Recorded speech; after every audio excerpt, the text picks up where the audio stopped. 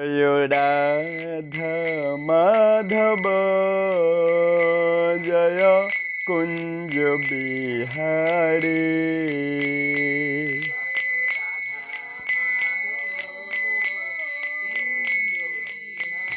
जय गोपी जन बल्लभ जय गिरिवर धारे जय गिरिवर धारे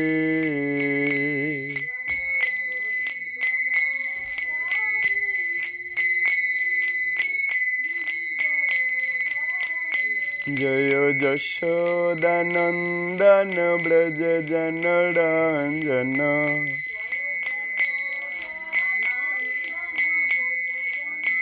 जमुना तीर बनचारी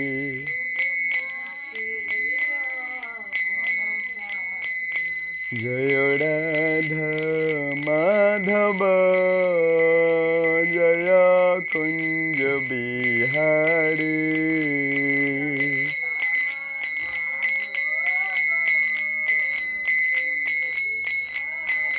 जय श्री कृष्ण चैतन्य प्रभु नित्यानंद श्री अद्वैत गदाधर शिवसदि गौर भक्त वृंद जय श्री कृष्ण चैतन्य प्रभु नित्यानंद श्री अद्वैत गदाधर शिवसदि गौर भक्त वृंद हरे कृष्ण कृष्ण कृष्ण हरे हरे हरे राम राम राम राम हरे हरे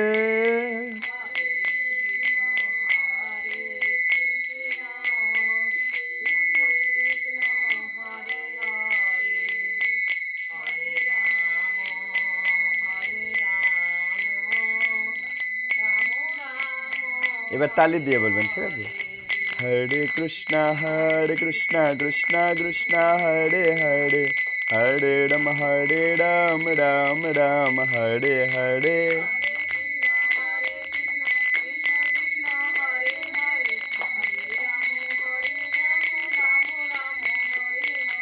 हरे कृष्ण कृष्ण कृष्ण हरे हरे हरे राम राम राम हरे हरे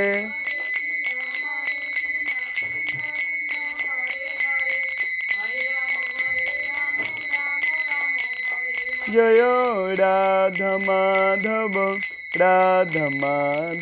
श्री राधे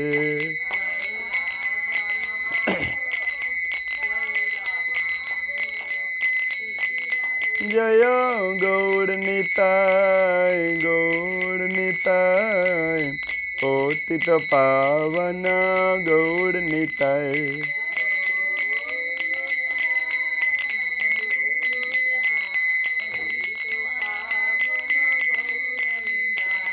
जय जगन्नाथ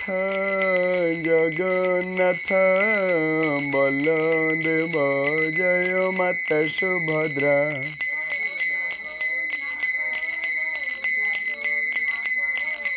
बलदेव जय माता सुभद्रा जय जय प्रभुपाद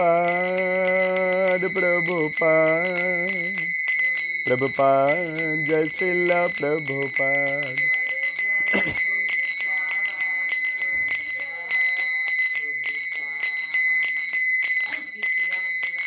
निताय गौर हरि बोल निताय गौर हरि बोल निताय गौर हरि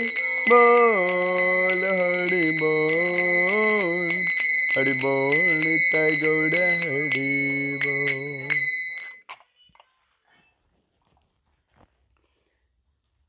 नमो नमो विष्णुपादाय कृष्णपृष्ठाय भूतले श्रीमते भक्तिवेदान्त स्वामिनिति नामिने नमस्ते सारस्वती देवे गौरवाणी प्रचारिणे निर्विशेष शून्यवादी पाश्चात्य देशतारिणे अज्ञानतिमिरन्धस्य ज्ञानाञ्जनशलाकया चक्षुरुन्मीलितं येन तस्मै श्रीगुरुवे नमः।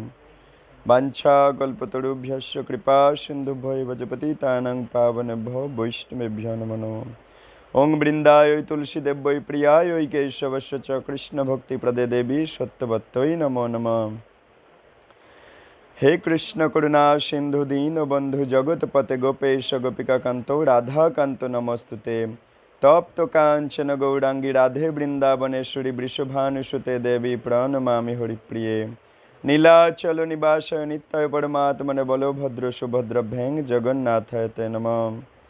जय श्री कृष्ण चैतन्य प्रभु नित्यानंद श्री अद्वैत गदाधर श्रीवासादि श्री गौर भक्त वृंद। हरे कृष्ण कृष्ण कृष्ण हरे हरे, हरे राम राम राम हरे हरे। नमो विष्णुपादाय कृष्णपृष्ठाय भूतले श्रीमते जयपताका स्वामिनिति नामिने। सबाई बोलुन ओं नमो भगवते वासुदेवाय, ओं नमो भगवते वासुदेवाय, ओं नमो भगवते वासुदेवाय। नारायणं नमस्कृत्य नरं चैव नरोत्तमं देवीं सरस्वतीं व्यासं ततो जयमुदीरयेत्। मूकं करोति वाचालं पङ्गुं लङ्घयते गिरिं यत्कृपातमहं वन्दे श्रीगुरुं दीनतारिणं। नष्टप्रायेषु अभद्रेषु नित्यं भागवत सेवाया भागवते उत्तम श्लोके भक्ति भवति नैष्ठिकी। श्री गुरु गौरांगो जयत हरि ओम तत्सत्। सर्वाग्रे मध्य श्री गुरुदेवेर श्री चरण कमले दंडवत प्रणिपात ज्ञापन करे तार कृपा आशीर्वाद प्रार्थना करछि। हे गुरुदेव कृपा करे आशीर्वाद करुन जाते करे यथायथभावे हरिकथा परिवेशन करा जाए। तत्पश्चात परम गुरुदेव कृष्ण कृपा श्रीमूर्ति श्रील अभय चरणारविंद भक्तिवेदांत स्वामी श्रील प्रभुपादेर रातुल श्री चरण कमले भूल लुंठित दंडवत प्रणाम ज्ञापन करे तार अहैतुकी कृपा तार आशीर्वाद प्रार्थना करछि, भिक्षा प्रार्थना करछि। हे गुरुदेव, हे परम गुरुदेव कृपा करे आशीर्वाद करुन जाते करे यथायथभावे भगवानेर मनोभाव युक्त आचार्यदेर मनोभाव युक्त वैष्णवीय धारा मेने शास्त्र अनुयायी हरिकथा परिवेशन करा जाए एवं जगत जीवेर कल्याण करा जाए, भगवान के सन्तुष्ट करा जाए, गुरु वैष्णवेर सन्तुष्ट करा जाए, गुरु वैष्णवेर महिमा कीर्तन करा जाए, सबार मंगल साधन करा जाए।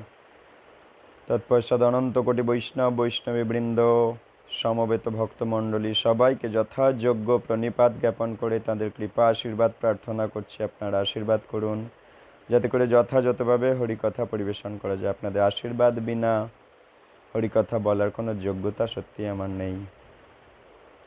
किछु भूल त्रुटि, किछु अपराध, किछु वाक्येर शालीनता लंघन होले, आचार्य शैली शास्त्र शैली लंघन होले आपनारा क्षमा करे देবেন निज सन्तान ज्ञाने। हरे कृष्ण। शुधि भक्तबृंद आमरा रयेछि कुल्पी नामहट्ट।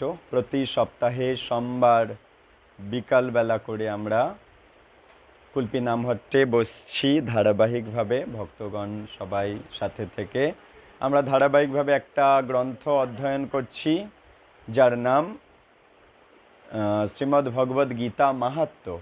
आमरा प्रतिटा अध्यायेर माहात्म्य काहिनी धाराबाहिक भावे श्रवण करे जाच्छी प्रति सप्ताहे बसे। এই সপ্তাহেও আমরা ধারাবাহিকভাবে গীতা মাহাত্ম্য শ্রবণ করব। দশম অধ্যায় একাদশ অধ্যায়। আসুন আমরা প্রবেশ করি দশম অধ্যায়ের মাহাত্ম্য। বলে শ্রীমদ্ ভগবদ গীতা যথাযথ কি? শ্রীমদ্ ভগবদ গীতা দশম অধ্যায় কি? আচ্ছা, সবাই ভালো আছেন? আচ্ছা, হ্যাঁ হ্যাঁ ভালো আছি। দশম অধ্যায়। দেবাদিদেব শিব বললেন, মহাদেব বলছে পার্বতীকে, 9 পর্যন্ত হয়েছিল, 8 9 হয়েছিল, হ্যাঁ আজ 10 11 হবে। শোনো, দেবাদিদেব শিব বললেন, প্রিয়ে পার্বতী, গীতার দশম অধ্যায়ের মাহাত্ম্য এবার তোমাকে বলবো। এই অধ্যায়টা চিন্ময় জগতের সোপান। এই দশম অধ্যায়টা চিন্ময় জগৎকে পরিচয় দেবে, আমাকে চিন্ময় জগৎ সম্বন্ধে জানিয়ে দেবে। এবং চিন্ময় জগতের সোপান মানে চিন্ময় জগতে যাবার সিঁড়ি, এই 10ম অধ্যায়। কাশীপুরীতে আমার বাহন নন্দীর মতো প্রিয় ধীর বুদ্ধি নামে এক ব্রাহ্মণ ছিল। কাশীপুরীতে মহাদেব বলছে আমার বাহন আছে না নন্দী, নন্দীর মতো প্রিয় ধীর বুদ্ধি নামে একটা ব্রাহ্মণ কাশীপুরী ধামে ছিল। সে খুব শান্তিপ্রিয়, তার সমস্ত ইন্দ্রিয় ভগবান কৃষ্ণের মহিমায় নিবদ্ধ ছিল। যেখানেই সে যেত গভীর স্নেহে আমি তাকে অনুসরণ করতাম, মহাদেব বলছে, যাতে আমি তাকে রক্ষা করতে পারি সেই জন্য ওর পিছু পিছু আমি যেতাম, এবং তার যাতে সেবা করতে পারি সেই জন্য ওর পিছু পিছু আমি যেতাম। আমার কার্যকলাপ দেখে আমার নিত্য যে একজন সেবক আছে যার নাম ভৃঙ্গি ঋদ্ধি, সেই ভৃঙ্গি আমার কাছে জানতে চাইছে যে এই মহান ভক্ত কি ধরনের তপশ্চর্যা এবং অন্যান্য ধর্মকর্ম সম্পাদন করেছেন, যাতে আপনি নিজে তার সেবা করে যাচ্ছেন, আপনি তার পিছু পিছু সবসময় চলছেন তাকে রক্ষা করবেন বলে। সে এমন কি তপশ্চর্যা করেছে যার ফলে হে মহাদেব আপনি নিজে তার সেবা করতে চাইছেন? আচ্ছা, ভৃঙ্গি ঋদ্ধির প্রশ্ন শুনে আমি বললাম, মহাদেব বলছে পার্বতীকে, বলছে আমি বললাম ভৃঙ্গিকে, একসময় কৈলাস পর্বতের পুগনাগ উদ্যান, কৈলাস পর্বত, ওখানে পুগনাগ উদ্যানে চাঁদের আলোয় বসে আছি, এমন সময় ঝোড়ো হাওয়া গাছপালাকে সশব্দে নাড়িয়ে দিল।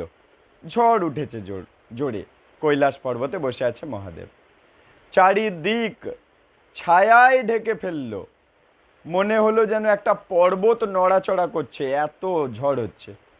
আকাশে কালো মেঘের ন্যায় একটা বিশাল পাখি এসে হাজির হলো। কালো মেঘ যেমন আমাদের আড়াল করে দেয়, ছায়া দেয়, একইভাবে যেন একটা বিরাট বড় পাখি কালো মেঘের মতো এসে আলো ঢেকে দিল, ছায়া হয়ে গেল। তার ডানার ঝপটানিতে গাছপালা নড়তে লাগলো এবং চতুর্দিকে ধুলার ঘূর্ণিপাক তৈরি হলো। ডানায় এত বড় পাখি এসে, মহাদেব বলছে কৈলাস পর্বতে বসে আছি। পাখিটা ভূমিতে এসে বসলো, আমাকে শ্রদ্ধা জানালো এবং একটা সুন্দর পদ্ম ফুল আমাকে দিল বড় পাখিটি। এরপর আমাকে বলল, হে সর্বাশ্রয়, হে মহাদেব আপনার জয় হোক, আপনার মহিমা অনন্ত। পাখিটা বলছে মহাদেবকে, হে মহাদেব আপনার জয় হোক, আপনার মহিমা অনন্ত। ইন্দ্রিয় সংযমী সকল ভক্তদের আপনি রক্ষা কর্তা। যারা ইন্দ্রিয় সংযম করে তাদেরকে মহাদেব রক্ষা করেন। পাখিটি বলছে পরমেশ্বর ভগবান কৃষ্ণের ভক্তদের মধ্যে আপনি হলেন সর্বশ্রেষ্ঠ কৃষ্ণ ভক্ত। পাখিটি বলছে তাহলে মহাদেব একজন কৃষ্ণ ভক্ত, কৃষ্ণের সেবক, পরম বৈষ্ণব। বৈষ্ণবদের মধ্যে চূড়ামণি হচ্ছে এই মহাদেব, যার কৃপায় আমরা কৃষ্ণকে পেতে পারি। ওই কৃষ্ণ ওনার হৃদয়ের ধন। আপনার মহিমা অনন্ত, হ্যাঁ এমনভাবে বলছে পাখিটি। বলছে পরমেশ্বর ভগবান কৃষ্ণের ভক্তদের মধ্যে আপনি শ্রেষ্ঠ কৃষ্ণ ভক্ত। বৃহস্পতির ন্যায় মহাত্মারা সর্বদা আপনার মহিমা কীর্তন করেন। বৃহস্পতি দেবতাদের গুরুদেব, উনিও মহাদেবের মহিমা কীর্তন করেন, কারণ মহাদেব সবচাইতে বড় কৃষ্ণ ভক্ত। এমনকি সহস্র শীর্ষ অনন্ত শেষ নাগও আপনার মহিমা বর্ণনা করতে সক্ষম নয়। অনন্ত শেষ মানে বলরাম, কৃষ্ণের দাদা অনন্ত শেষ নাগ, যার রূপ হচ্ছে বলরাম। বলছে ওই বলরামও আপনার মহিমা বর্ণনা করতে সক্ষম নয়। আপনার এত মহিমা আছে, মহাদেবের বর্ণনা হচ্ছে। আজ মহাদেবের জল ঢালার দিন, শ্রাবণ মাসে সোমবার, তো সেই পবিত্র দিনে মহাদেবের মহিমা, বৈষ্ণব মহিমা আমরা শুনে আমাদের জীবন সার্থক করার সুযোগ পাচ্ছি। এমনকি সহস্র শীর্ষ অনন্ত শেষও আপনার মহিমা বর্ণনা করে উঠতে পারে না। আপনার ন্যায় স্বল্প বুদ্ধি বলছে, এই পাখিটা এবার বলছে আমার ন্যায় স্বল্প বুদ্ধির একটা পাখি তো কোন ছাড়। পাখিটা বলছে আমি আর আপনার মহিমা কি করে বর্ণনা করব, অনন্ত শেষ না গো আপনার মহিমা, বলে যাচ্ছে শেষ হচ্ছে না। মহাদেবকে বলছে, পাখিটির স্তুতি শোনার পর আমি জানতে চাইলাম, মহাদেব বলছে আমি পাখিটার কাছে জানতে চাইলাম কে তুমি, কোথা থেকে এসেছো? দেখতে তুমি একটা রাজহাঁসের মতো, কিন্তু তোমার গায়ের বর্ণ কালো কাকের মতো। পাখিটাও বলল, দয়া করে বুঝুন, আমি হলাম ব্রহ্মার বাহন হংস। ব্রহ্মার বাহন এসেছে ওই পাখিটি, যে কিনা ব্রহ্মাকে বিভিন্ন জায়গায় নিয়ে যায়, যে কারণে আমার গাত্র বর্ণ কৃষ্ণ বর্ণ। আপনাকে তা বলবো, কেন আমার গায়ের রং কালো আমি আপনাকে বলবো, আমি ব্রহ্মার বাহন। পাখিটি বলছে, সৌরাষ্ট্রের কাছে, মানে সুরাট, গুজরাট, গুজরাটে আছে না সুরাট, সুরাটের কাছে এক মনোরম সরোবর থেকে এই অতি আশ্চর্য দিব্য পদ্মটা আনা হয়েছে।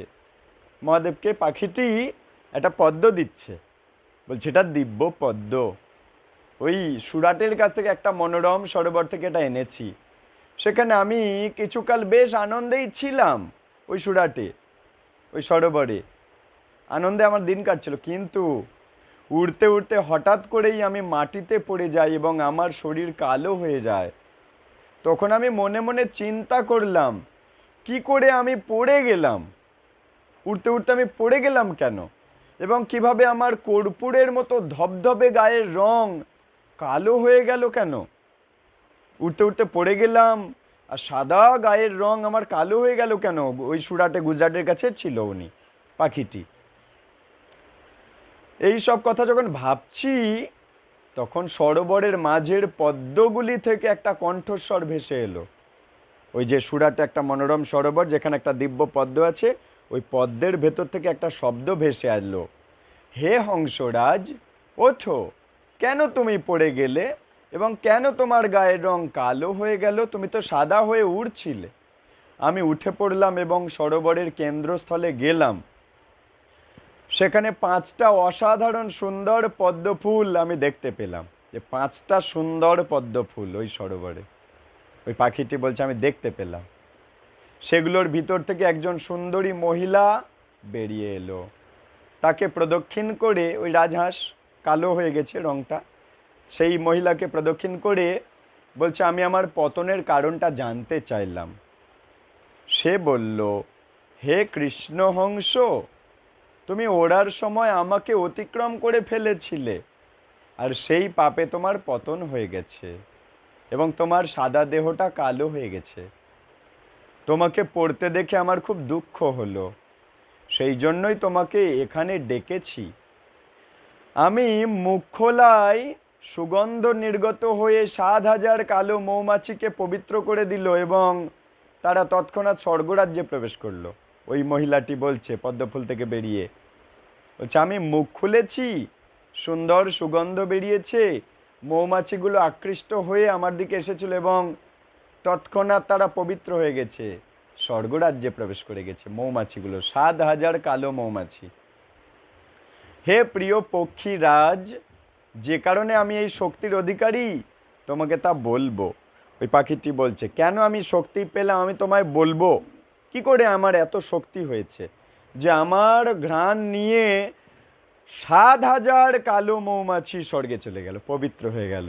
আবার আমাকে টপকানোর ফলে তুমি পাপ করে ফেললে, উপর দিয়ে যাচ্ছিলে আমাকে টপকে চলে যাচ্ছিলে, পাপ হয়ে গেছে, তাই তুমি পড়ে গেছো, সাদা গায়ের রং কালো হয়ে গেছে।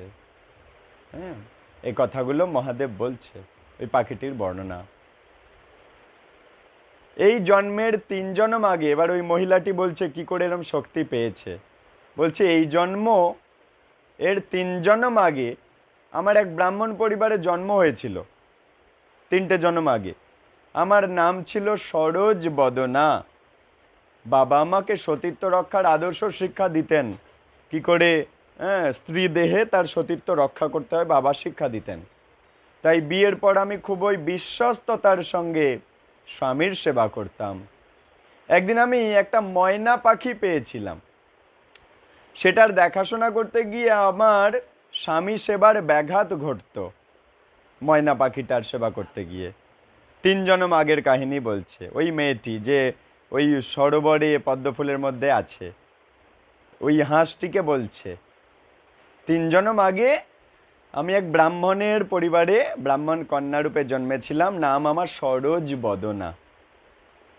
বাবা আমাকে শেখাতো যে একটা কন্যা, একটা মেয়ে কি করে তার সতীত্ব বাঁচিয়ে চলবে।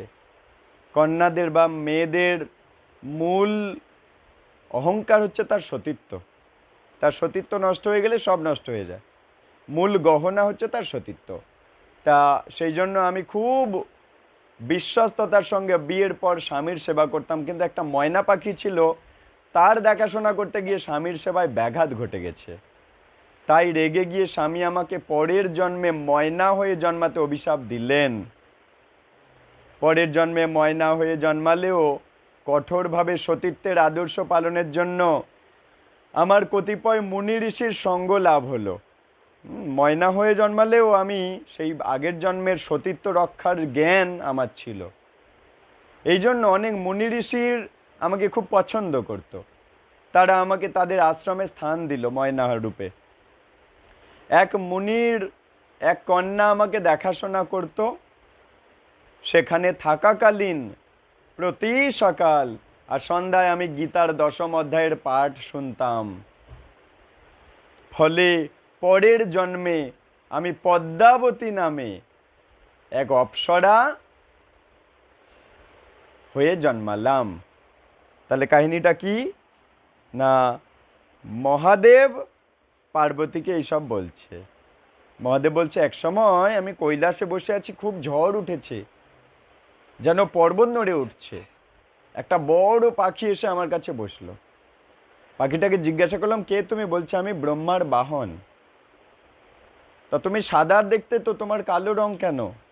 তখন পাখিটি কাহিনীটা বলছে, এক সময় আমি উড়ে উড়ে যাচ্ছিলাম সুরাটের কাছে, একটা মনোরম সরোবরের উপর দিয়ে। যেই উড়ে গেলাম দেখলাম পড়ে গেলাম আর গায়ের রং কালো হয়ে গেল।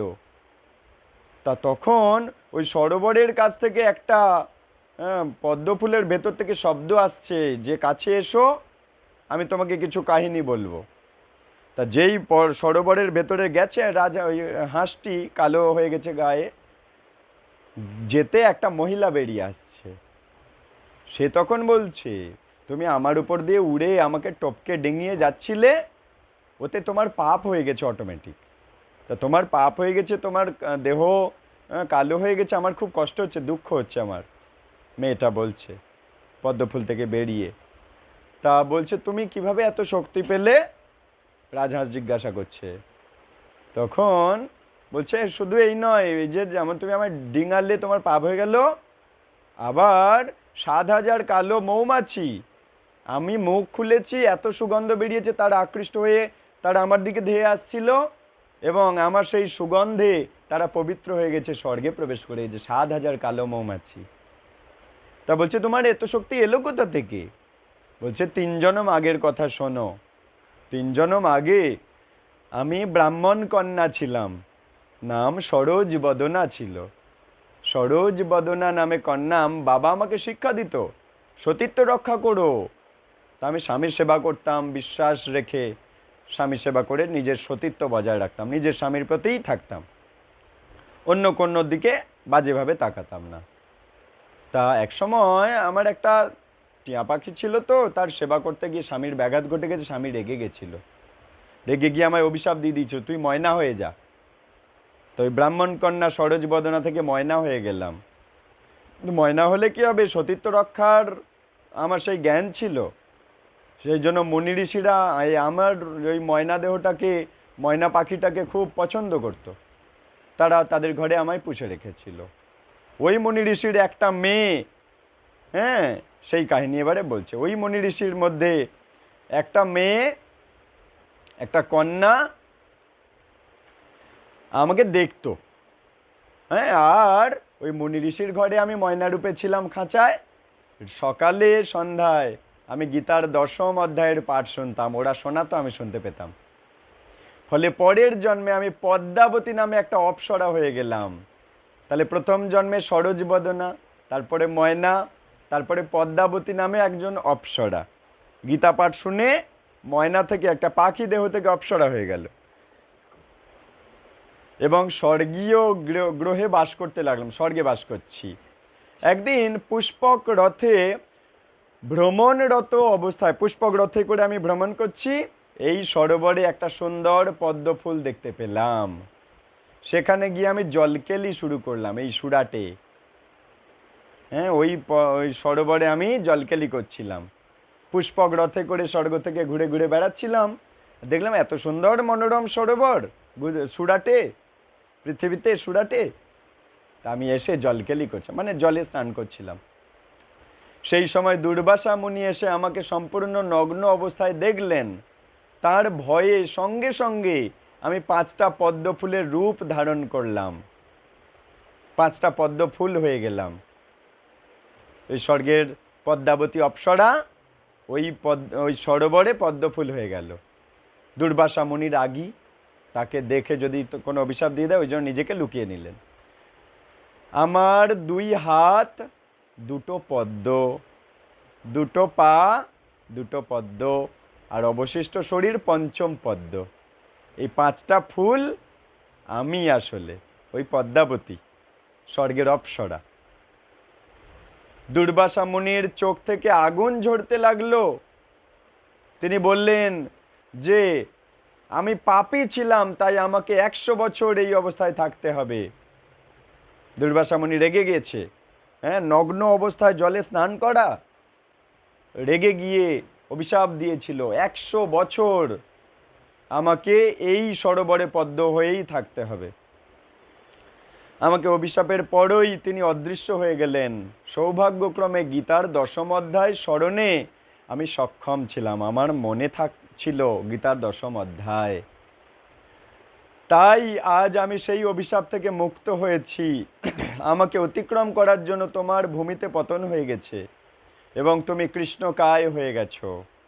বলছো ওই পদ্মফুলের মধ্যে অভিশপ্ত অবস্থায় ছিলাম ঠিকই, কিন্তু আমি 10ম অধ্যায় স্মরণ করতাম সব সময় ওই পদ্মফুলের মধ্যে থাকা অবস্থায়। এই জন্য আমার এত শক্তি জাগ্রত হয়েছে যে আমাকে কেউ ডিঙালে সে পাপী হয়ে যাবে। তাই তুমি তোমার গায়ের রং কালো হয়ে গেছে আমাকে ডিঙিয়ে ফেলেছো বলে। আমার কাছে গীতার 10ম অধ্যায় শ্রবণ করলে এই অবস্থা থেকে তুমিও নিষ্কৃতি পেয়ে যাবে।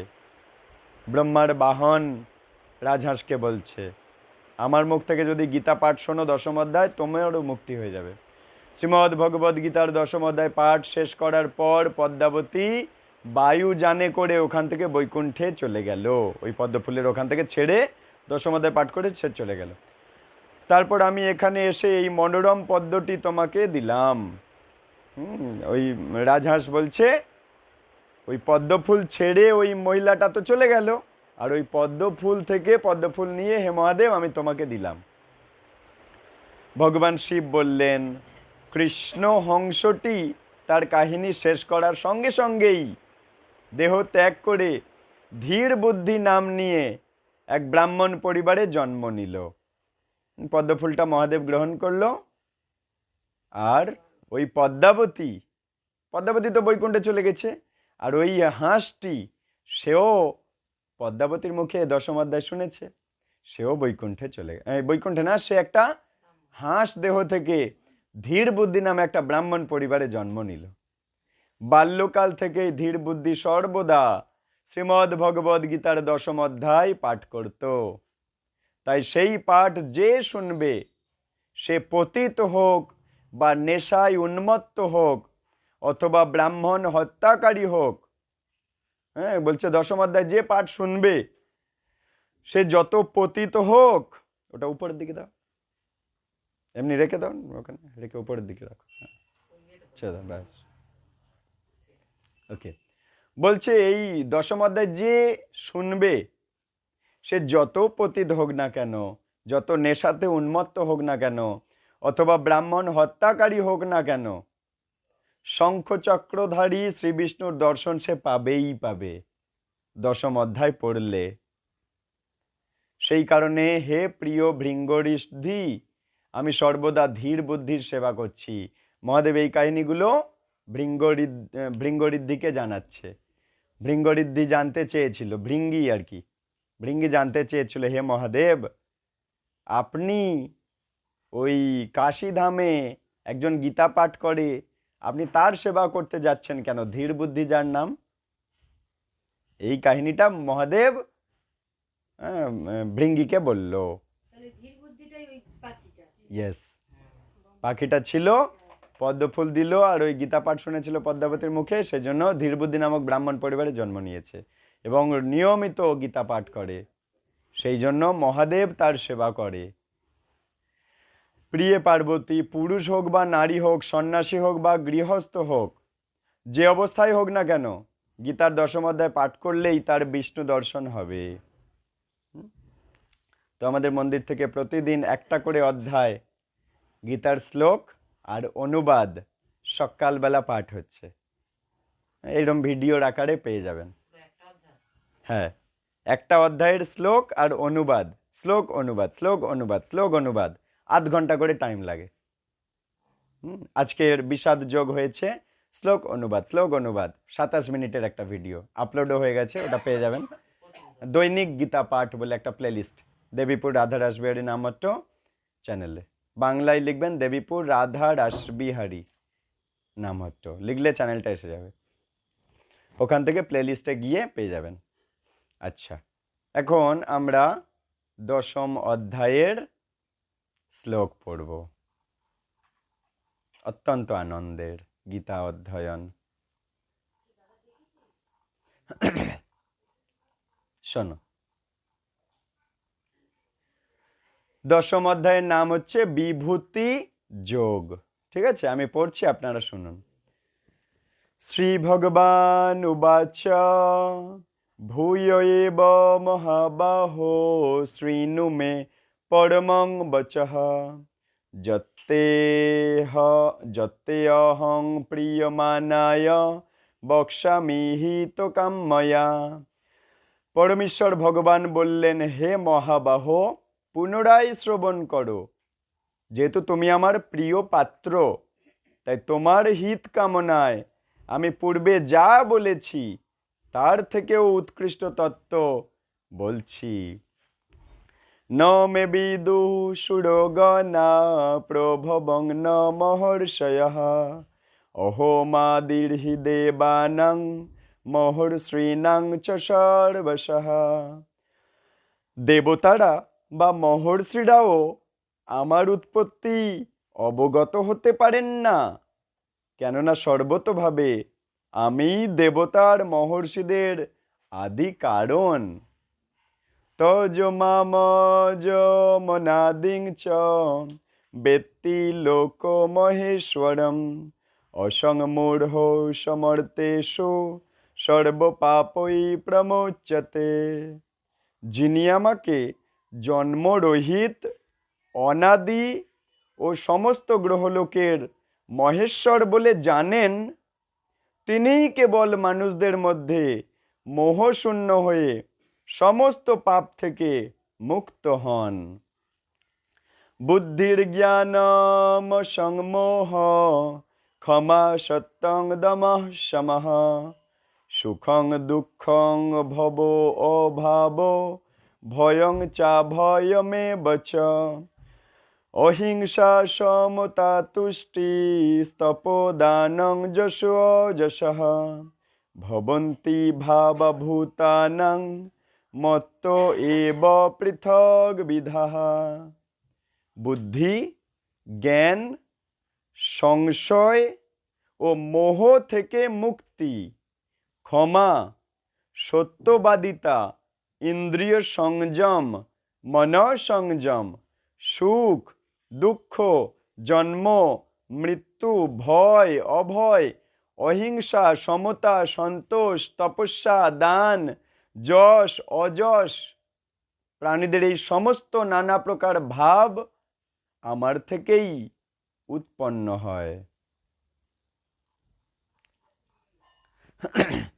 महर्षयः सप्त पूर्वे चत्वारो मानवस्तथा मद्भवा मानसा जाता जेषां लोको इमाः प्रजाः। সপ্ত মহর্ষি তাদের পূর্বজাত সনক আদি 4 কুমার, চতুর্দশ মনু সকলেই আমার মন থেকে উৎপন্ন হয়ে আমা হতে জন্মগ্রহণ করেছে এবং এই জগতের স্থাবর জঙ্গম আদি সমস্ত প্রজা তাঁরাই সৃষ্টি করেছেন। এতাং বিভূতিং যোগং চ মম যো বেত্তি তততঃ সো অবিকল্পেন যোগেন যুজ্যতে নাত্র সংশয়ঃ। যিনি আমার এই বিভূতি আর যোগ যথার্থ রূপে জানেন তিনি অবিচলিতভাবে ভক্তি যোগে যুক্ত হন, সেই বিষয়ে কোনো সন্দেহ নেই। অহং সর্বস্ব প্রভব মত্তঃ সর্বং প্রবর্ততে ইতি মত্তা ভজন্তে মাং বুধা ভাব সমন্বিতঃ। আমি জড় আর চিন্ময় জগতের সব কিছুর উৎস, সব কিছু আমার থেকেই প্রবর্তিত হয়, সেই তত্ত্ব অবগত হয়ে পণ্ডিতগণ শুদ্ধ ভক্তি সহকারে আমার ভজনা করেন।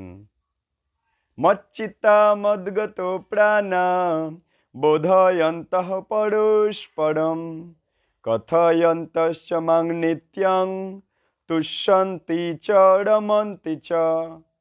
যাদের চিত্ত আর প্রাণ সম্পূর্ণরূপে আমাতে সমর্পিত, তারা পরস্পরের মধ্যে আমার কথা সর্বদাই আলোচনা করে এবং আমার সম্বন্ধে পরস্পরকে বুঝিয়ে পরম সন্তোষ আর অপ্রাকৃত আনন্দ লাভ করেন।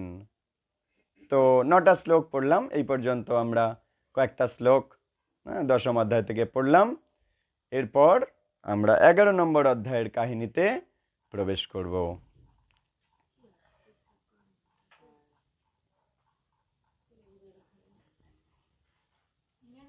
আচ্ছা শোনো, দেবাদিদেব শিব বললেন, হে পার্বতী, গীতার 11 অধ্যায়ের মাহাত্ম্য বলছি, শুনে নাও। এটার সম্পূর্ণ মাহাত্ম্য বর্ণনা করা সম্ভব নয়, কারণ হাজার হাজার কাহিনী আছে 11 অধ্যায়ের মহিমার ওপরে। তার মধ্যে মাত্র একটা কাহিনীর কথা আমি তোমাকে এখন বলবো। মহাদেব বলছে, প্রণীতা নদীর তীরে মেগাঙ্কর নামে একটা বড় শহরে জগদীশ্বরের মন্দির অবস্থিত। প্রণীতা নদীর তীরে মেগাঙ্কর নামে একটা শহর, জগদীশ্বর মন্দির। মন্দিরে ধনুক হাতে স্বয়ং জগদীশ্বর দণ্ডায়মান। মেগাঙ্কর নামে ওই শহরে সুনন্দ নামে আজীবন ব্রহ্মচারী ব্রত উদযাপনকারী এক শুদ্ধ আচারী ব্রাহ্মণ ছিলেন। মেগাঙ্কর শহরে সুনন্দ নামে এক ব্রাহ্মণ, ব্রহ্মচারী ব্রাহ্মণ। জগদীশ্বরের সামনে বসে, মানে ভগবানের সামনে ওই মন্দিরে বসে সুনন্দ, যে ব্রহ্মচারী ব্রাহ্মণ সুনন্দ যার নাম, সে গীতার 11 অধ্যায় পাঠ করত এবং ভগবানের শাশ্বত সনাতন রূপের স্মরণ করতেন। এই 11 অধ্যায় পাঠের ফলে তিনি তার ইন্দ্রিয়ের উপর সম্পূর্ণ নিয়ন্ত্রণ অর্জন করলেন এবং ভগবান জগদীশ্বরকে অবিরাম স্মরণ করতে সক্ষম হলেন। একদিন তাহলে উনি ওনার ইন্দ্রিয় নিয়ন্ত্রণ করতে পারছে, সব সময় জগদীশ্বরকে স্মরণ করতে পারছে। কেন? জগদীশ্বরের সামনে মন্দিরে বসে ভগবানের সামনে রোজ 11 নম্বর অধ্যায় পড়ে। তাই ওই ব্রহ্মচারী সুনন্দ এটা করতে পারছে, তার ইন্দ্রিয়কে জয় করতে পেরেছে এবং ভগবানকে সবসময় স্মরণ করছে। একদিন সেই শুদ্ধ আচারী ব্রাহ্মণ সুনন্দ গোদাবরী নদীর তীরে তীর্থ পর্যটনে বেরিয়েছে। বিরাজ তীর্থ থেকে শুরু করে তিনি সকল তীর্থ ভ্রমণ করলেন এবং সব তীর্থে স্নান করে অধিষ্ঠিত বিগ্রহ দর্শন করলেন। সমস্ত যা যা তীর্থে যা যা বিগ্রহ আছে দেখলেন। বিরাজ তীর্থ থেকে শুরু করে সকল তীর্থ ভ্রমণ করেছে। একদিন তিনি বিবাহ মণ্ডপ শহরে পৌঁছেছে। সঙ্গী দল ছিল, তাদের সঙ্গে নিয়ে তিনি বিশ্রামের স্থান খুঁজতে খুঁজতে শহরের মাঝখানে একটা ধর্মশালা পেয়ে গেছে এবং সেখানে তারা রাত্রি যাপন করলো। ওই তীর্থযাত্রীর দল, ওদের লিডার ওই সদাচারী ব্রহ্মচারী সুনন্দ ধর্মশালায় গিয়ে রাত্রে বাস করলো। সকালে ঘুম থেকে উঠে সুনন্দ দেখলেন তার সব সঙ্গীরা তাকে ফেলে চলে গেছে। তাদের খুঁজতে গিয়ে নগর অধ্যক্ষের সঙ্গে তার সাক্ষাৎ হলো। নগরের যে লিডার ছিল, নেতা, তার সাথে দেখা হলো। তখনই নগরের অধ্যক্ষ তার পায়ে পড়ে বলল, হে মহামুনি, আপনার সঙ্গীরা কোথায় গিয়েছে তা আমি বলতে পারবো না, কিন্তু এটা আমি বলতে পারি যে আপনার সমকক্ষ ভক্ত কেউ নেই। আপনার মতো খাঁটি ভক্ত আমি কখনো দেখিনি। হে ব্রাহ্মণ, এই শহরে থাকবার জন্য আপনাকে আমি অনুরোধ করছি। আপনি খাঁটি ভক্ত, আপনি আমার এই শহরে থাকুন। ওই নগরের যিনি নেতা তিনি অনুরোধ করছে সুনন্দকে ওখানে থাকার জন্য। হ্যাঁ, তো গোদাবরী নদীর তীরে একটা পর্যটন কেন্দ্র, ওইখানটা বিবাহ মণ্ডপ নামে একটা শহর। ওখানকার লিডার বলছে এখানে থাকো, তুমি থাকলে আমাদের কল্যাণ হবে, তুমি খাঁটি ভক্ত। এরকম ভক্ত আমি আগে কখনো দেখিনি, শুদ্ধ ভক্ত বলছে। তার নগর অধ্যক্ষের এই বিনীত অনুনয় শুনে কিছুদিন সেখানে থাকতে মনস্থির করলো। ঠিক আছে বলছে, যখন থাকি। সুনন্দের স্বাচ্ছন্দ্যপূর্ণ অবস্থিতির জন্য সব ব্যবস্থা তিনি করে দিয়েছে, যা যা দরকার করে দিয়েছে।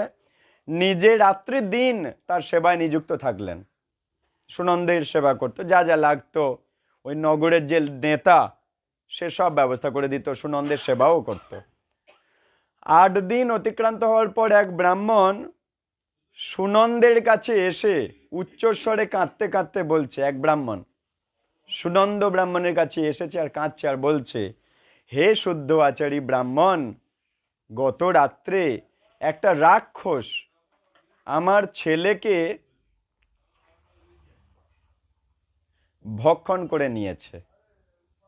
এক ব্রাহ্মণ এসেছে ওই সদাচারী সুনন্দ ব্রাহ্মণের কাছে, বলছে গতকাল রাত্রে আমার ছেলেকে একটা রাক্ষস খেয়ে নিয়েছে। হ্যাঁ, সুনন্দ জিজ্ঞাসা করলেন, সেই রাক্ষস কোথায় থাকে এবং কিভাবে সে তোমার ছেলেকে খেয়ে ফেললো?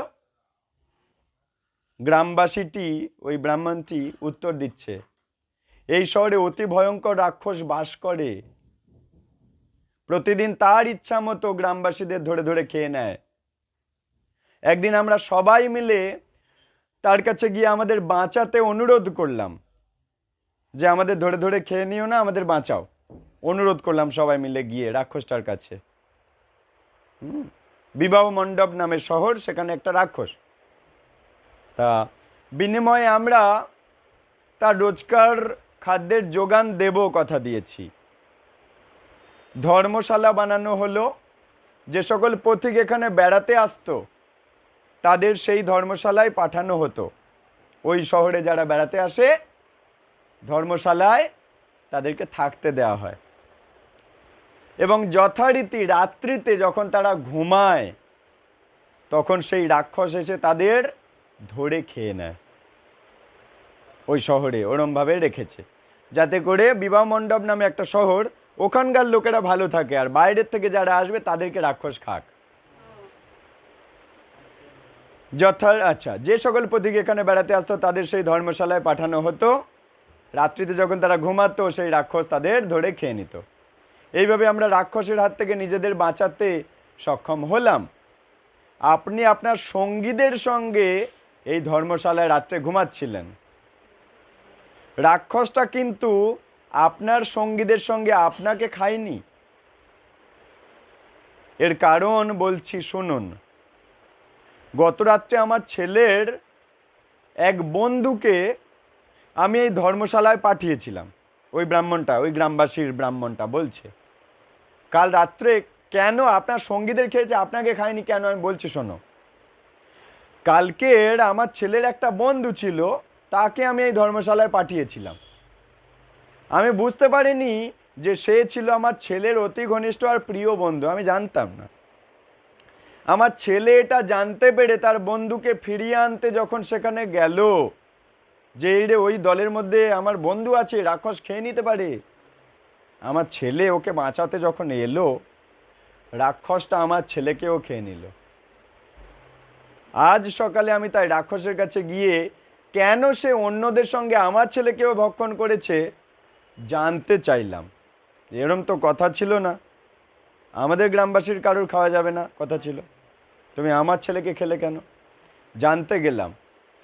ছেলেকে ফিরে পাওয়ার যদি কোনো উপায় থাকে সেটাও তাকে জিজ্ঞাসা করলাম। রাক্ষসটা আমাকে বলল, তোমার ছেলেও যে এই ধর্মশালায় প্রবেশ করেছিল আমি তা জানতাম না। রাক্ষস বলছে, ওটা তোমার ছেলে ছিল আমি জানবো কি করে? তাই অন্যদের সঙ্গে তাকেও আমি খেয়ে নিয়েছি। এখন তাকে ফিরে পাওয়ার একটা উপায়, সেটা হলো কোনো ব্যক্তি যদি কৃপা করে গীতার 11 অধ্যায় রোজ পাঠ করে তবে আমি এই রাক্ষস শরীর থেকে মুক্ত হব, আর তখনই আমি তোমার ছেলেকে ফিরে পাবো। হ্যাঁ, তখনই তুমি তোমার ছেলেকে ফিরে পাবে।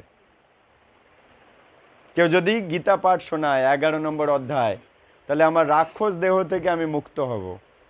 রাক্ষস দেহে আমারও কি ভালো লাগছে নাকি মানুষ ধরে ধরে খেতে? এইখানে এই শহরের ধর্মশালায় এক ব্রাহ্মণ অবস্থান করছে, সদাচারী ব্রাহ্মণ, সুনন্দ যার নাম। আমি তাকে ভক্ষণ করিনি, কারণ তিনি প্রতিদিন গীতার 11 অধ্যায় পাঠ করেন। তিনি যদি এই অধ্যায়টা 7 বার পাঠ করে এবং আমার শরীরে যদি জল ছিটিয়ে দেন, তাহলে আমি এই রাক্ষসের অভিশপ্ত দেহ থেকে মুক্ত হয়ে যাব। সুনন্দ গ্রামবাসীটির কাছে জানতে চাইলেন কি পাপ এই ব্যক্তিটা করেছিল যার জন্য রাক্ষস হয়ে গেছে এই জন্মে। সুনন্দ ওই ব্রহ্মচারী ওই গ্রামবাসী ব্রাহ্মণটার কাছে জানতে চাইছে কি পাপ করেছিল, রাক্ষস হয়েছে কেন, আবার রাক্ষস থেকে মুক্ত হতে চাইছে।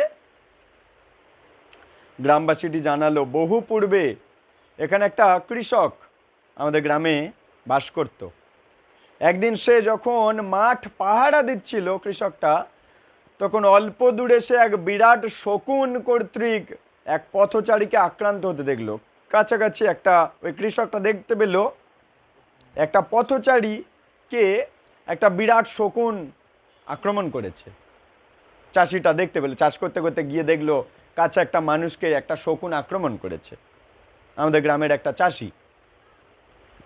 সেই সময় একজন যোগী রাস্তা দিয়ে যাচ্ছিল, লোকটাকে শকুন কর্তৃক আক্রান্ত দেখে দৌড়ে তাকে সাহায্য করতে গেলেন, কিন্তু ততক্ষণে অনেক বিলম্ব হয়ে গেছে। তখন যোগী পুরুষটি কৃষকের উপর ক্রুদ্ধ হয়ে বললেন, অন্যকে চোর ডাকাত সাপ আগুন অস্ত্রের দ্বারা আক্রান্ত হতে দেখেও যদি কারো সাহায্য করার ক্ষমতা থাকা সত্ত্বেও সাহায্য করতে এগিয়ে না আসে, যমরাজ তাকে শাস্তি দেন। তাহলে ওই গ্রামবাসী ব্রাহ্মণ সুনন্দকে কাহিনী বলছে যে ওই রাক্ষসটা কেন রাক্ষস হয়েছে। বলছে ওই রাক্ষসটা আগে একজন চাষি ছিল।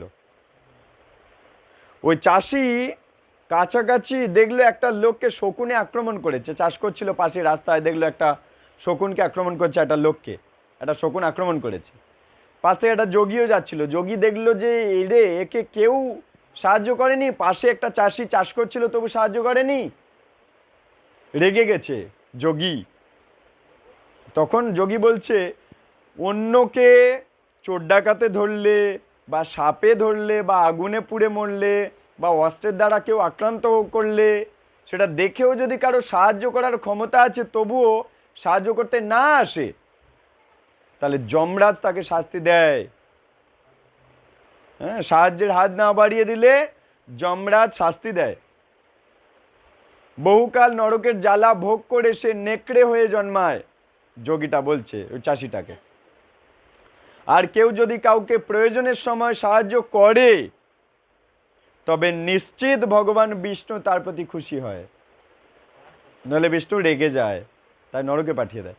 কেউ যদি গরুকে কোনো হিংস্র জন্তুর হাত থেকে বাঁচায়, নীচ জাতির মানুষের হাত থেকে যদি গরুকে বাঁচায়, কসাইরা নীচ জাতি, গরুকে কেটে খেয়ে নেয়, তাদের হাত থেকে যদি কেউ বাঁচায়, অথবা দুষ্ট শাসকের হাত থেকে কেউ যদি বাঁচাতে চেষ্টা করে, সে ভগবান বিষ্ণুকে লাভ করে।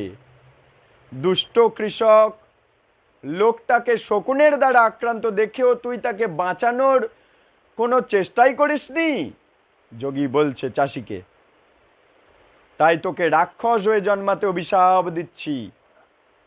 কৃষকটা বলল, সারা রাত আমি মাঠ পাহারা দিয়েছি, তাই আমি খুব ক্লান্ত, অতএব হে মুনিবর দয়া করে আমাকে কৃপা করুন।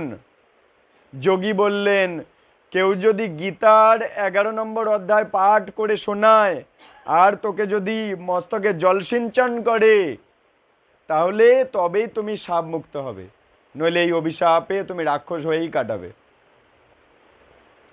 গ্রাম্য লোকটা বলল, গ্রাম্য যে ব্রাহ্মণ যার ছেলেকে রাক্ষস খেয়ে নিয়েছে, সে বলছে, প্রিয় সুনন্দ, কৃপা করে আপনার হাতে এই রাক্ষসের মাথায় জল ছিটিয়ে দিন, কেন আপনি পবিত্র, আপনার হাত পবিত্র। গ্রামবাসীর কাছে এই ইতিহাস শুনে সুনন্দ তার সঙ্গে সেই রাক্ষসের কাছে গেল, গিয়ে গীতার 11 নম্বর অধ্যায় পাঠ করে সেই রাক্ষসের মাথায় জল সিঞ্চন করে দিলেন। সঙ্গে সঙ্গে রাক্ষসটা ভগবান বিষ্ণুর মতো চতুর্ভুজ মূর্তি ধারণ করল। বৈকুণ্ঠ ধামে যত বাসিন্দা সবার 4 হাত, বৈকুণ্ঠবাসী হয়ে গেল রাক্ষস থেকে। সেই রাক্ষস শুধু নয়, তার ভক্ষিত হাজার হাজার লোকের একই গতি হলো। হ্যাঁ, যাদের যাদের খেয়ে নিয়েছে সবাই মুক্তি পেল, সকলেই চতুর্ভুজ মূর্তি লাভ করলো। মহাদেব পার্বতীকে বলছে, তারপর ভগবানের প্রেরিত পুষ্পক রথে চড়ে সকলেই বৈকুণ্ঠে চলে গেল। এই বিস্ময়কর ঘটনাটা দেখে গ্রামবাসীটি জানতে চাইল, ওই গ্রামবাসী ব্রাহ্মণটা জানতে চাইছে, এদের মধ্যে কোনজন তার ছেলে। এতদিন রাক্ষস রূপে থাকা লোকটি হাসতে শুরু করলো। রাক্ষস রূপে যে ছিল, সেই চাষিটি রাক্ষস হয়েছিল, সে হাসছে, হ্যাঁ বলছে, এবং সেই দিব্য রথে উপবিষ্ট হাজার হাজার সুপুরুষদের মধ্যে একজনকে নির্দেশ করে বলল, ওই হলো তোমার ছেলে, যারা পুষ্পক রথে করে চলে যাচ্ছে। গ্রামবাসীটি তার ছেলেকে তার সঙ্গে বাড়িতে যেতে মিনতি করলো, বাবা ডাকছে, তুমি আমার কাছে ফিরে এসো। পিতার অনুরোধে হেসে হেসে পুত্রটা বলল, হে মহাশয়, বহু জন্মব্যাপী তুমি আমার এবং আমি তোমার পুত্র হয়েছি, কিন্তু এখন এই মহান শুদ্ধ ভক্ত সুনন্দের কৃপায় জন্ম মৃত্যুর চক্র থেকে মুক্ত হয়ে এখন আমি আমার প্রকৃত ঘর বৈকুণ্ঠে চলে যাচ্ছি। নকল বাবার সন্তানের খেলা শেষ, আসল পিতার কাছে, পিতার ঘরে চলে যাচ্ছি। মহাশয় অনুগ্রহ করে সুনন্দের পাদপদ্মে শরণ নিয়ে গীতার 11 অধ্যায় শ্রবণ করুন। সেই সন্তান যে বৈকুণ্ঠে চলে যাচ্ছে, সে বাবাকে আর বাবা বলছে না, মহাশয় বলছে। মহাশয় আপনি কৃপা করে ওই আপনার কাছে যে ব্রাহ্মণ আছে, উনি খুব শুদ্ধ ভক্ত, ওনার কাছে 11 নম্বর অধ্যায় শুনুন, হ্যাঁ, তাহলে তুমিও ভগবান বিষ্ণুর আবাসে মানে বৈকুণ্ঠে স্থান পাবে, এতে কোনো সন্দেহ নেই। কুরুক্ষেত্রের যুদ্ধক্ষেত্রে সখা অর্জুনের প্রশ্নের উত্তরে ভগবান কৃষ্ণের মুখ থেকে এই অমৃতময় নির্দেশ নির্গত হয়েছিল, কৃষ্ণের মুখ থেকে বেরিয়েছিল এই নির্দেশগুলো, গীতার নির্দেশ। এই আলোচনা আর গীতার 11 অধ্যায়ের পাঠ, এই যে আলোচনাটা হলো, মহাদেব যা পার্বতীকে বলল, এই কাহিনী আর 11 নম্বর অধ্যায়ের পাঠ শুনে যে কেউ জন্ম মৃত্যুর চক্রের দৃঢ় বন্ধন ছিন্ন করে দিতে পারে। ওই সন্তান বলে বলে যাচ্ছে, শ্রী শিব পার্বতীকে বলছে, এই সব জ্ঞানগর্ব কথা বলে অন্যান্য ভাগ্যবান আত্মার সঙ্গে সেই ছেলেটিও বৈকুণ্ঠে চলে গেল। তার পিতা সুনন্দের কাছ থেকে গীতার 11 অধ্যায় শিক্ষা করে এবং অনতিবিলম্বে তারাও বৈকুণ্ঠে চলে গেলেন। প্রিয়ে পার্বতী সকল পাপ কর্মের প্রতিক্রিয়া নাশের সক্ষম গীতার 11 অধ্যায়ের মাহাত্ম্য তোমার শোনা হলো। এই জন্য রোজ বেশি বেশি করে গীতা পড়ুন, বেশি বেশি করে। এই গীতা মাহাত্ম্য বইটা কিনে নিয়ে গেছেন, শ্লোক অনুবাদ, শ্লোক অনুবাদ, শ্লোক অনুবাদ পড়ুন। তাৎপর্যের বইটা একবার পড়ে নিন, দুবার পড়ে নিন, নেওয়ার পর সারা জীবন শ্লোক অনুবাদ, শ্লোক অনুবাদ, রোজ একটা করে অধ্যায় শ্লোক অনুবাদ। নইলে আমি পড়ছি শুনবেন, তাহলেই হবে ইউটিউব থেকে। ঠিক আছে?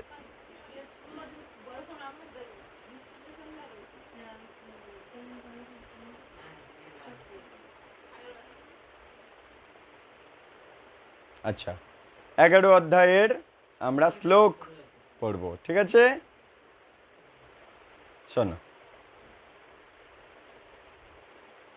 11 অধ্যায় হচ্ছে বিশ্বরূপ দর্শন যোগ। বলো, বিশ্বরূপ দর্শন যোগ কি? শ্রীমদ্ ভগবদ গীতার 11 অধ্যায় কি কি বলছে শোনো। অর্জুন উবাচ মদনুগ্রহায় পরমং গুহ্যম আধ্যাত্ম সঙ্গীতম যত্ত যোক্তং বচস্তেন মোহ অয়ং বিগত মম। অর্জুন বললেন, আমার প্রতি অনুগ্রহ করে, অর্জুন বলছে, আমার প্রতি অনুগ্রহ করে তুমি যে আধ্যাত্মিক তত্ত্ব সম্বন্ধীয় পরম গুহ্য উপদেশ আমাকে দিয়েছ, তার দ্বারা আমার এই মোহ দূর হয়েছে। ভবপ্পায়ো হি ভূতানাং শ্রুতৌ বিস্তরশো ময়া তত্ত্ব কমলপত্রাক্ষ মাহাত্ম্যমপি চাব্যয়ম। হে পদ্ম পলাশ লোচন, সর্বভূতের উৎপত্তি আর প্রলয় তোমার থেকেই হয়, এবং তোমার কাছ থেকেই আমি তোমার অব্যয় মাহাত্ম্য অবগত হলাম। এবমেতদ যথার্থো ত্বমাত্মানং পরমেশ্বর দ্রষ্টুমিচ্ছামি তে রূপম ঐশ্বরং পুরুষোত্তম।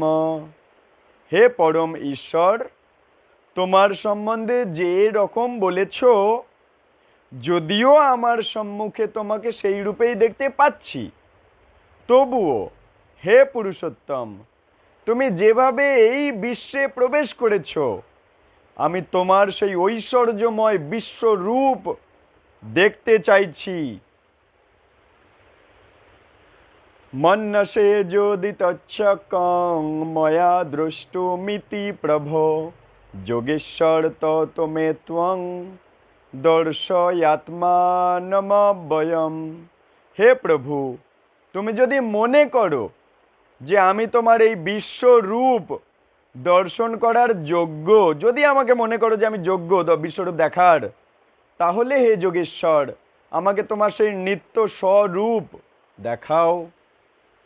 শ্রী ভগবান উবাচ পশ্য মে পার্থ রূপানি শতশোऽর্থ সহস্রশঃ নানাবিধানি দিব্যানি নানা বর্ণাকৃতিনি চ। শ্রী ভগবান বললেন, হে পার্থ, নানা বর্ণ নানা আকৃতি বিশিষ্ট শত শত সহস্র সহস্র আমার বিভিন্ন দিব্য রূপ সমূহ দর্শন করো। পশ্চাদিত্যান বসুন রুদ্রা অনশীনো মরুতস্তথা বহুন্য দৃষ্টপূর্বাণি পশ্চাশ্চর্যানি ভারত। হে ভারত, দ্বাদশ আদিত্য, অষ্ট বসু, 11 রুদ্র, অশ্বিনী কুমার দ্বয়, 49 মরুত এবং অনেক অদৃষ্টপূর্ব আশ্চর্য রূপ দেখো।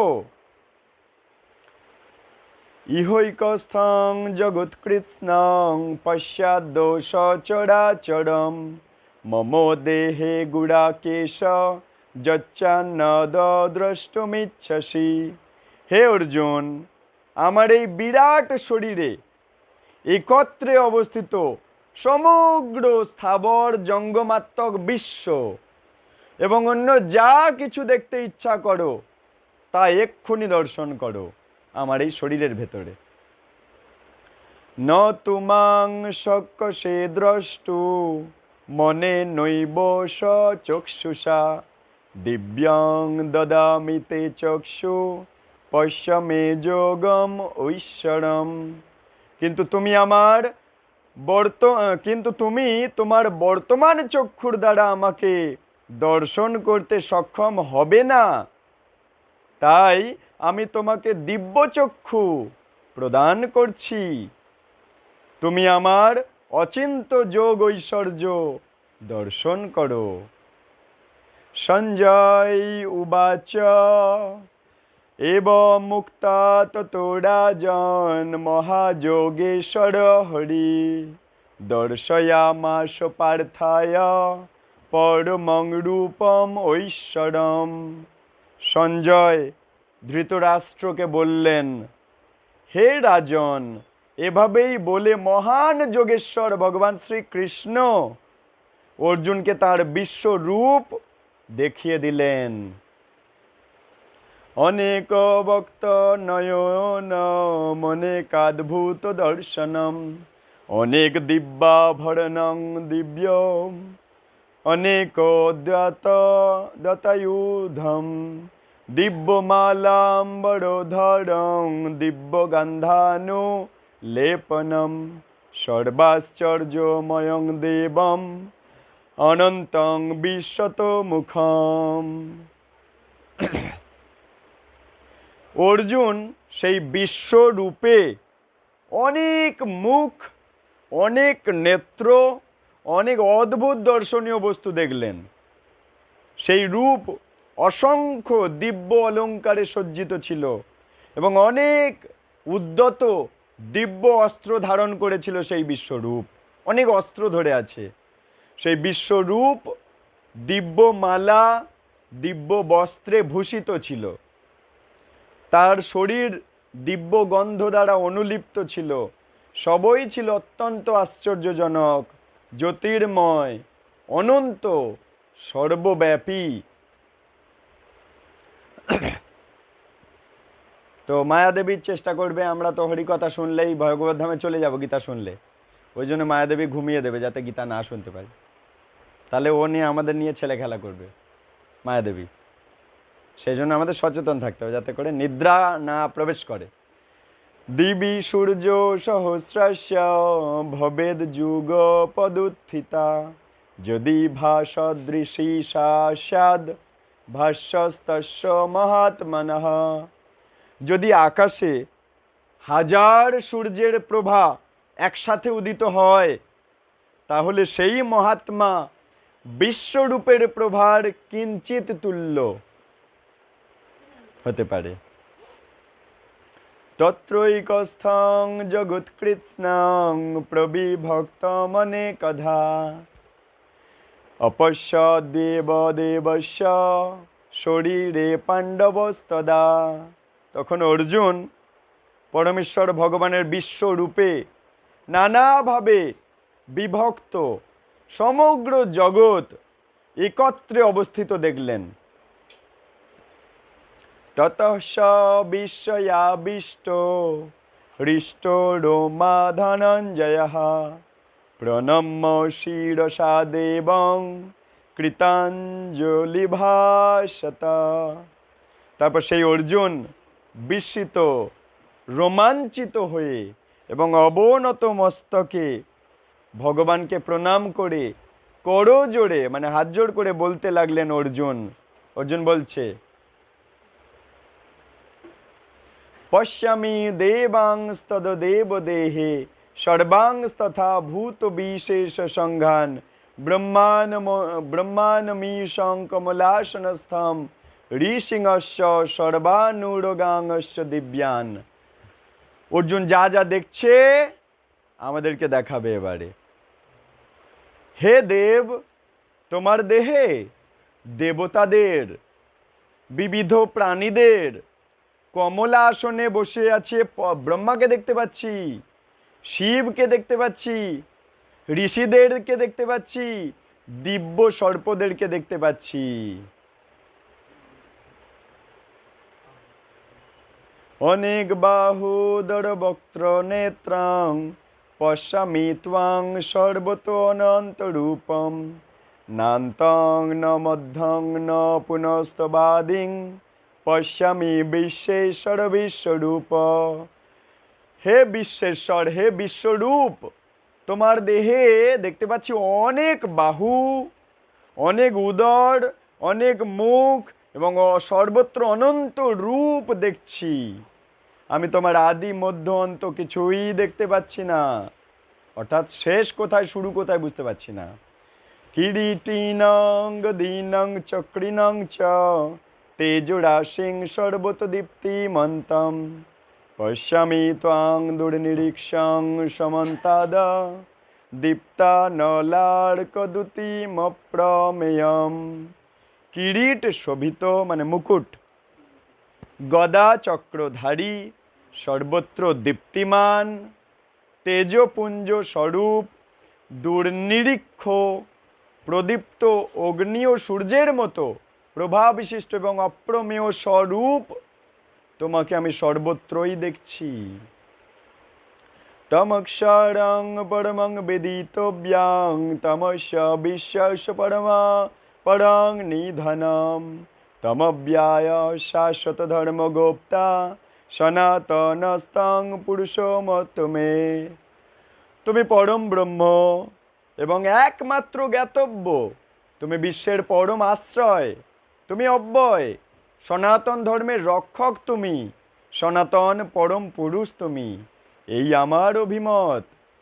অনাদি মধ্যান্তম অনন্ত বীর্যম অনন্ত বাহুং শশী সূর্য নেত্রম পশ্যামি ত্বাং দীপ্ত হুতাশ ভক্তং সতেজসা বিশ্বমিদং তপন্তম।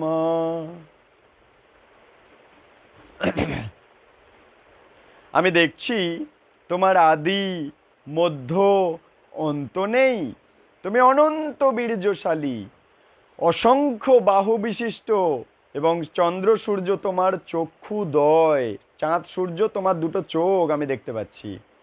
তোমার মুখমণ্ডলে প্রদীপ্ত অগ্নির জ্যোতি, মুখ থেকে আগুনের জ্যোতি বেরোচ্ছে এবং তুমি নিজের তেজে সমস্ত জগৎ সন্তপ্ত করছো। দেবা পৃথ্বী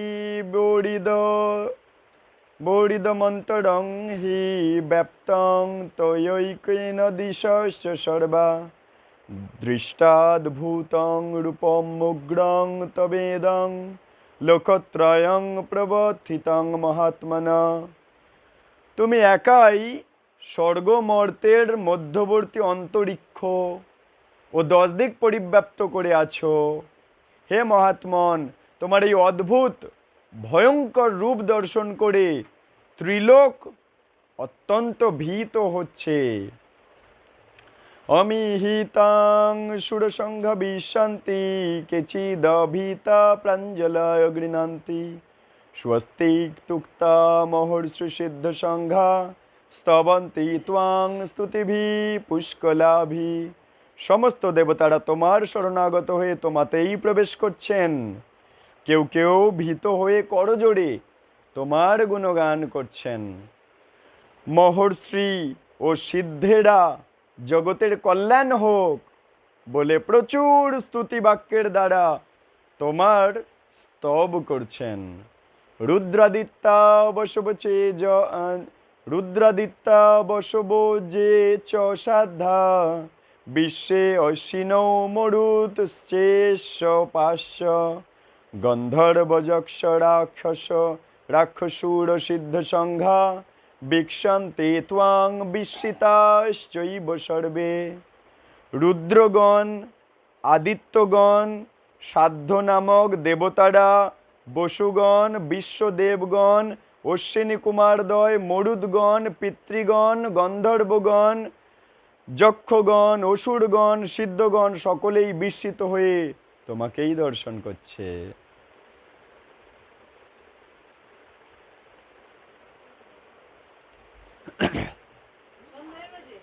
পৌনে 6টা। রূপং মহত্তে বহুবক্ত্র নেত্রং মহাবাহো বহুবাহু রূপামদম বহুদরং বহুদংস্ট্রাক करालं दृष्टा लोका प्रव्यथितास्तथाहुम। हे महाबाहु, বহু মুখ, বহু চোখ, বহু বাহু, বহু উরু, বহু চরণ, বহু উদর ও অসংখ্য করাল দন্ত বিশিষ্ট তোমার বিরাট রূপ দর্শন করে সমস্ত প্রাণী অত্যন্ত ব্যথিত হচ্ছে এবং আমিও অত্যন্ত ব্যথিত হচ্ছি। তাহলে কি এই পর্যন্ত থাকবে? হ্যাঁ, যত দেবতা তারা দেখতে পাচ্ছে, যাদেরকে যাদেরকে দিব্য চোখ আছে, দিব্য জ্ঞান আছে, তারা দেখতে পাচ্ছে। হ্যাঁ, তো এই পর্যন্ত তাহলে আজ আমরা বিরাম দিচ্ছি। হ্যাঁ, তাহলে আমাদের দশম অধ্যায় মহিমা, আবার দশম অধ্যায়ের শ্লোক হলো বিভূতি যোগ, একাদশ অধ্যায় বিশ্বরূপ দর্শন যোগ, তার মহিমা এবং তার কিছু শ্লোক আমরা পড়লাম। আগামী ক্লাসে আমরা দ্বাদশ অধ্যায়, ত্রয়োদশ অধ্যায়, দুটি মহিমা এবং দুটি অধ্যায় থেকে বেশ কিছু শ্লোক আমরা অধ্যয়ন করে আমাদের কল্যাণ করব। কিছু ভুল ত্রুটি, কিছু অপরাধ হলে মার্জনা করবেন। বাঞ্ছা কল্পতরুভ্যশ্চ কৃপা সিন্ধুভ্য এব চ পতিতানং পাবনেভ্যো বৈষ্ণবেভ্যো নমো নমঃ। অনন্ত অনন্ত কোটি বৈষ্ণব বৈষ্ণবী বৃন্দ কি জয়, সমবেত ভক্ত মণ্ডলী কি জয়। নিতাই গৌর প্রেমানন্দ। হরি হরি बोल।